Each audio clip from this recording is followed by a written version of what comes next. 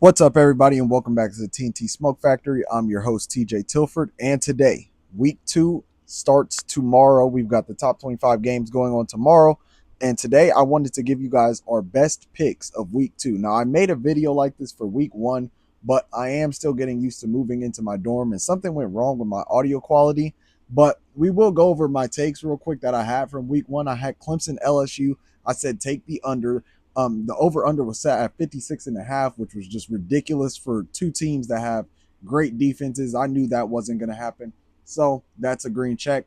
My second take was Carnell Tate getting an anytime touchdown. Now, this as well was a great pick because last year, if you look at the way that Texas covered Jeremiah Smith, Carnell Tate almost had a touchdown in that game, and I knew he'd get one in this one, and it happened late in that ball game. But that was another great pick. Sam Levitt over 300 yards. That didn't quite happen. His connection with Jordan Tyson looked amazing though, and I'm looking forward to seeing that for the rest of the season. Tennessee not covering the spread. You guys can bash me for this one. This was probably my worst take ever.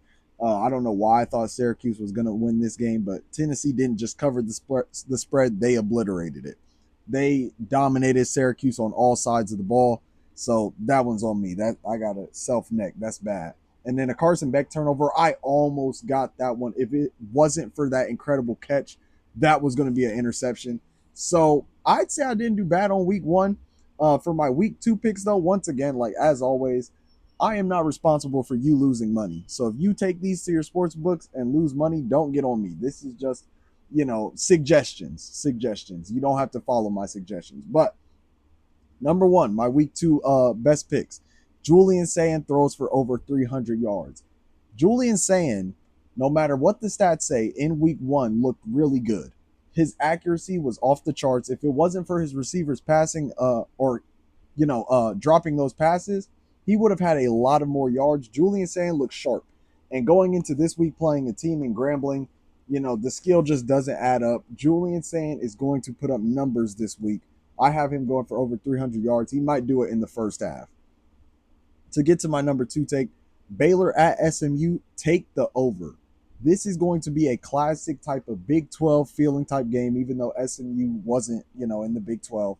But both of these offenses are elite, and their defenses, not so much. Now, SMU's defense might surprise me, but Baylor's defense, if you watched their game against Auburn last week, what did they struggle with the most? A running quarterback. Jackson Arnold had over 100 rushing yards on the game. Baylor, don't expect them to put up a great defensive fight, but their offense might be able to put up some points. So take this over at 64.5 because there's going to be a lot of points put up in this game. It's going to feel like a classic 2015 through 2019 Big 12 high scoring game. For my number 3 takeaway, give me Oklahoma turning the ball over. Now, if there's one thing about this game, this is the game of the week, Oklahoma versus Michigan. Michigan traveling to Norman, Oklahoma. If there's one thing I learned about the Michigan defense last week, it's that they are going to force turnovers. They forced a lot of turnovers. I know it was New Mexico State, but they forced a lot of turnovers and a lot of picks specifically. If you look at John Mateer, he is one of the best quarterbacks in college football. I truly believe that he's a Heisman contender, and they are going to throw the ball a lot. With that being said, the more you throw it, the higher risk you have of throwing an interception. I think that John Mateer most likely throws an interception in this game. Now, it might not stop Oklahoma from winning the game, but I do think that some point in this game, he will throw a turnover or maybe a fumble happens. Who knows? But this Michigan defense gets after it, and they find ways to create havoc and turn over the ball. So Oklahoma, anytime turnover, I'm confident that they'll turn the ball over at least once in this game. Now, for my 4th takeaway, I'm only doing 4 today. I'm taking Oklahoma doesn't cover the spread. I don't think Oklahoma is going to cover the spread. And I actually think if you followed this channel throughout the offseason, you know that I picked Michigan in the offseason to win this game, and I'm still riding with the Wolverines. I think this is going to be a statement win that propels them throughout this season. I think that Michigan is really slept on this year. Bryce Underwood looked good in his first start as a true freshman. Now he has to go play a coach in Venables. We know Venables was a great defensive coordinator at Clemson, still probably is. But this is the Underwood game for him to have his coming out party.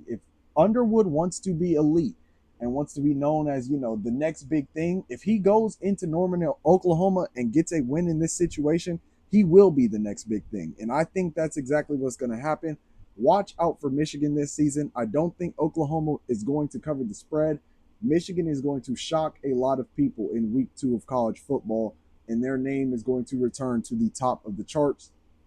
I expect Michigan to go into Oklahoma and get this win. So Oklahoma will not cover the spread. But once again, all of these takes are just suggestions. So don't blame me if you lose any money. It's not my fault.